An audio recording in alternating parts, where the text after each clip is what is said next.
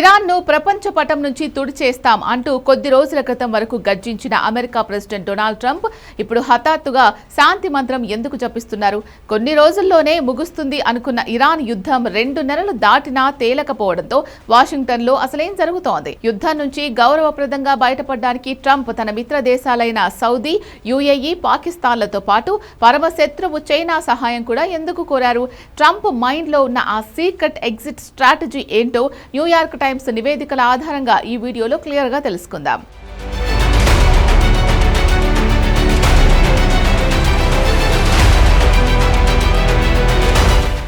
Iran సంక్షోభం ముదురుతున్న సమయంలో Donald Trump China రాజధాని బీజింగ్ వెళ్లి అక్కడి అధ్యక్షుడు షీ జిన్పింగ్ తో అత్యంత కీలక చర్చలు జరిపారు. చైనా నుంచి తిరిగొచ్చిన వెంటనే ట్రంప్ ఒక ఊహించని యూటర్న్ తీసుకున్నారు. ఇరాన్ పై జరగాల్సిన భారీ సైనిక దాడిని తాత్కాలికంగా నిలిపివేస్తున్నట్లు ప్రకటించారు. దానికి కారణం ఇరాన్ నుంచి ఒక శాంతి ప్రతిపాదన వచ్చిందని ట్రంప్ చెప్పారు.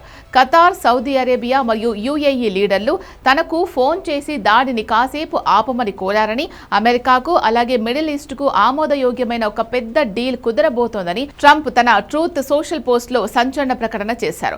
ట్రంప్ అంతలా ప్రకటనలు చేస్తుంటే ఇరాన్ మాత్రం దీనికి పూర్తిగా రివర్స్ రియాక్షన్ ఇచ్చింది. తాము ఎలాంటి శాంతి ప్రతిపాదనలు అమెరికాకు పంపలేదని టెహ్రాన్ స్పష్టం చేసింది. అంతేకాదు అమెరికా మరియు దాని కూటమి దేశాలు మరోసారి వ్యూహాత్మక తప్పులు చేయవద్దని హెచ్చరించింది. ఇరాన్ యొక్క టాప్ మిలిటరీ కమాండర్ అలీ అబ్దుల్లాహి మాట్లాడుతూ, మా సైన్యం గతంలో కంటే ఇప్పుడు మరింత బలంగా సర్వసన్నద్ధంగా ఉంది.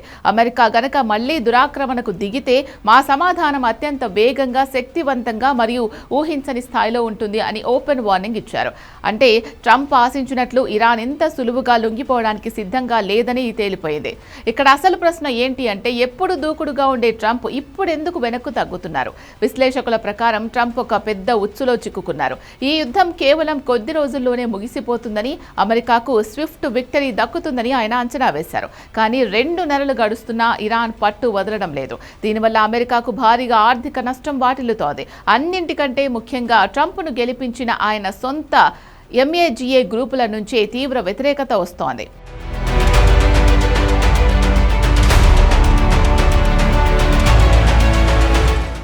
మనకెందుకు ఈ పరాయి దేశాల యుద్ధాలు, మన ఆర్థిక వ్యవస్థను నాశనం చేసుకుంటున్నాం అని సొంత మద్దతుదారులే ప్రశ్నిస్తుండటంతో ట్రంప్పై ఒత్తిడి విపరీతంగా పెరిగిపోయింది. డొనాల్డ్ ట్రంప్ తన శాంతి చర్చల వ్యూహంలో ఇజ్రాయెల్ ప్రధాని బెంజమిన్ నెతన్యాహును పక్కన పెట్టి చైనా మరియు అరబ్ దేశాల నాయకులతో నేరుగా చర్చలు జరుపుతున్నట్లు సంకేతాలు స్పష్టంగా కనిపిస్తున్నాయి.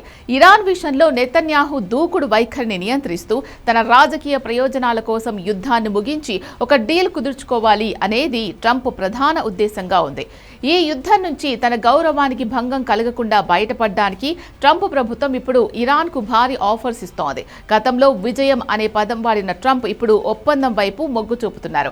ఇరాన్కు సంబంధించి స్తంభింపచేసిన $10 బిలియన్ నిధులలో 4వ వంతు విడుదల చేయడానికి అమెరికా అంగీకరించిందని అంతర్జాతీయ వార్తా సంస్థ రాయిటర్స్ పేర్కొంది. అలాగే అంతర్జాతీయ అణుశక్తి సంస్థ పర్యవేక్షణలో ఇరాన్ కొన్ని శాంతియుత అణు కార్యక్రమాలను కొనసాగించడానికి కూడా అమెరికా సుముఖత వ్యక్తం చేసింది.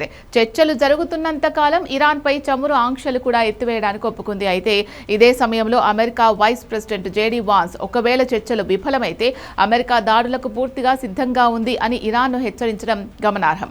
యుద్ధం ప్రకటించడం సులువే, కానీ దానిని ముగించడం ఎంత కష్టమో డొనాల్డ్ ట్రంప్కు ఈ ఇరాన్ సంక్షోభం అర్థమయ్యేలా చేసింది. మరి అమెరికా ఇస్తున్న ఈ భారీ ఆఫర్లకు ఇరాన్ లొంగుతుందా, లేదా మిడిల్ ఈస్ట్లో యుద్ధ జ్వాలలు మరింత తీవ్రమవుతాయా? చైనా జోక్యంతో ఈ యుద్ధానికి ముగింపు పడుతుందా అనేది చూడాలి.